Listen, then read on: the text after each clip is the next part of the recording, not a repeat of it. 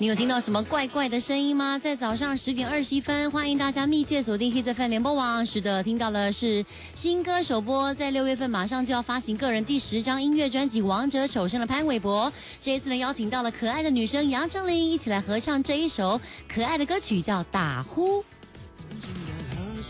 没想过会有这一天，没法安心入眠，背着别人频频抱怨，和上天就被嫌，连呼吸都被埋怨。我到底做错什么？还是我的错觉？我不是故意，声音那么明显，但让我呼吸频率音量分贝高了一点。Oh baby sorry， 让我去隔壁房间，还给你一个完美无限宁静私人空间。That's okay， 只要有你陪在身边，夜里就不怕黑。Oh baby baby， That's okay， 喜欢你围着你慢慢入睡，在你的身边打呼，起床后打个招呼，能在你身边打呼，是我最大的幸福。Hey yeah，闹人的闹人，还是扰人的人闹？我担心我在找你睡觉。你说真爱不会计较，爱这种习惯真的很奇妙。你叫我安心，只要有我在你身边，就算呼噜呼噜、Kiki 哭哭，象征一种爱的交互。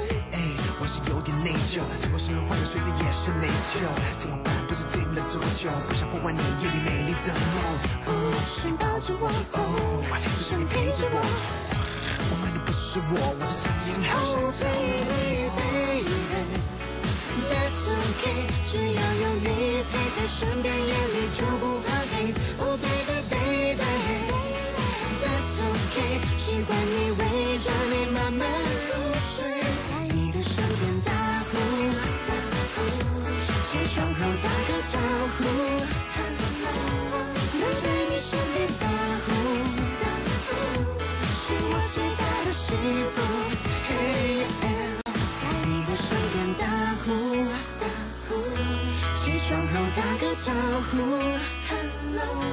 能在你身边打呼，是我最大的幸福。Hey yeah，So come on， 打个呼，打个呼 ，Come on， 打个呼，打个呼，打个呼。打招呼，打招呼，起床后打招呼，打招呼，打招呼 ，Hello